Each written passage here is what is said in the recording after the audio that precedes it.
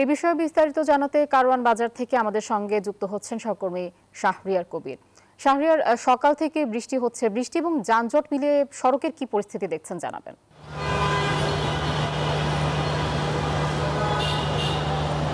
জি আশা, ধন্যবাদ আপনাকে। আমি এর আগের সংবাদেও যেমনটি জানাচ্ছিলাম যে আজকে সকাল 7টা থেকে যে বৃষ্টিটি শুরু হয়েছিল, সেই বৃষ্টির ফলে কিন্তু যেহেতু সাপ্তাহিক ছুটি শেষে আজকে প্রথম কর্মদিবস, এবং এই প্রথম কর্মদিবসে মানুষের কর্মস্থলে ফিরতে কিন্তু বেশ বেগ পেতে হয়েছে।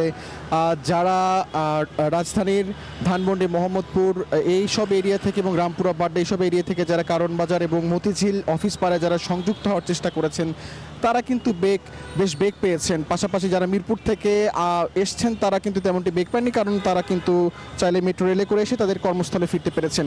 এবং পাশাপাশি আপনাকে আরেকটু তথ্য জানিয়ে রাখি যে আবহাওয়া অফিস যেমনটি বলছে যে আজকে সারাদিনই কিন্তু থেমে থেমে বৃষ্টি হতে পারে এবং আগামী 5 দিন কিন্তু এই বৃষ্টি অব্যাহত থাকবে। কারণ আপনি জানেন যে উত্তর পশ্চিম তৎসংলগ্ন পশ্চিম মধ্য বঙ্গোপসাগরে একটি লঘুচাপ সৃষ্টির আশঙ্কা করছেন আবহাওয়া অফিস, এবং এই লঘুচাপের ফলে কিন্তু আগামী 5 দিন বৃষ্টি বাড়বে এমনটি কিন্তু আমরা জানতে পেরেছি। কিন্তু এখন ঘড়িতে যেহেতু ঠিক সময় 11টা বেজে 11 মিনিট, 10টার মধ্যেই যারা অফিসগামী যেসব মানুষজন রয়েছিলেন তারা কিন্তু ইতিমধ্যে অফিসে ঢুকেছেন।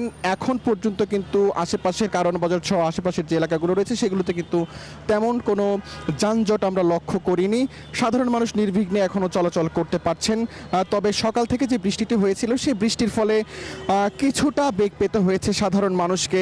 তবে আগামী 5 দিন যেহেতু আবারও নতুন করে বৃষ্টির আশঙ্কা করছে এবং আবহাওয়া অফিস যে তথ্য দিয়েছে সেই তথ্যের উপর কিন্তু সাধারণ মানুষ কিন্তু আগামী 5 দিন আবারও নতুন করে ভোগান্তির যে প্রস্তুতি সেটি কিন্তু নিচ্ছে। আশা। শাহরিয়ার, আপনাকে ধন্যবাদ। বান্ডেল থাকলে প্রতি সেনমানিতে টাকা বাঁচবে। বিকাশ সেনমানি বান্ডেল কিনে জিতুন প্রতি লেনদেনে।